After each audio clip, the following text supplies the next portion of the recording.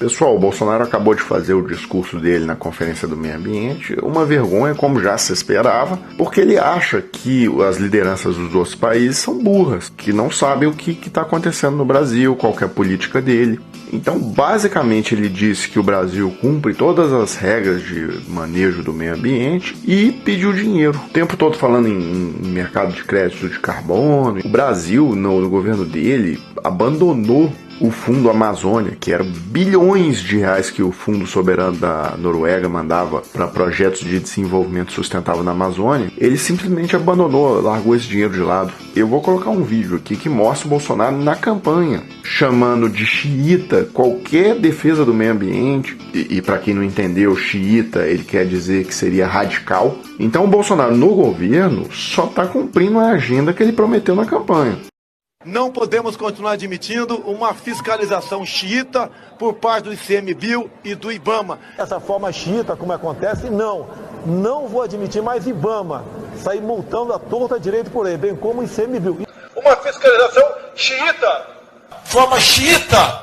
Nós, inclusive, pensamos em fundir o Ministério da Agricultura com o meio ambiente. Vai acabar a brincadeira,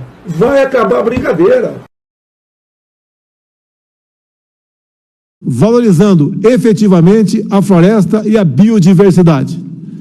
Esse deve ser um esforço que contemple os interesses de todos os brasileiros, inclusive indígenas e comunidades tradicionais.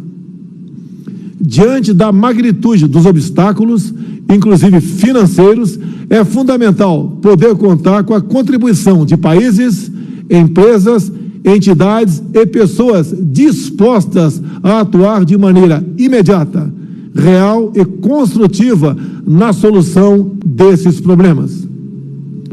Neste ano, a comunidade internacional terá oportunidade singular de cooperar com a construção de nosso futuro comum. Voltamos para falar de uma denúncia de servidores do IBAMA. Mais de 400 servidores do órgão assinaram um documento no qual afirmam que toda a fiscalização está parada por força de uma instrução que tem na origem o ministro Ricardo Salles. Eles citam, por exemplo, que não podem aplicar nenhuma medida, como uma multa, antes de passar pela autorização de um superior. Dizem ainda que a nova norma definiu um prazo curtíssimo de 5 dias para todo o processo de fiscalização. Aí o superintendente da Polícia Federal no Amazonas fez uma operação bem sucedida, fez o trabalho dele, uma operação bem sucedida e de apreensão de madeira ilegal. Foi demitido no dia seguinte pelo Bolsonaro.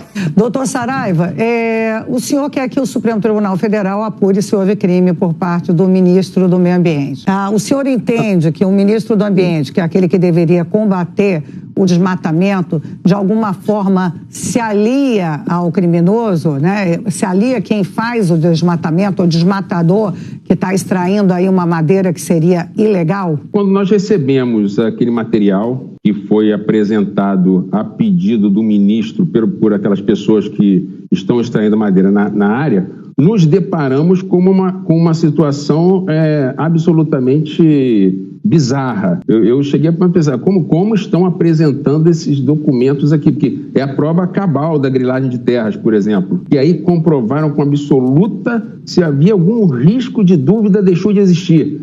E aí sim, nós encaminhamos a notícia crime ao Supremo Tribunal Federal. Agora, um outro funcionário, no caso, acho que é do IBAMA, ontem fez uma outra ação bem sucedida de apreensão de madeira, no dia seguinte também demitido, exonerado. Então realmente a coisa tomou e aí sai agora uma norma interna do Ministério do Meio Ambiente que os fiscais não podem mais fazer multar. Já tinha saído uma norma no ano passado de que estava proibido aquele tipo de ação que era muito eficaz, de queimar o maquinário em caso de garimpo ilegal, que é uma ação que funciona muito bem, porque o maquinário é caro e aí você desestimula essa atividade.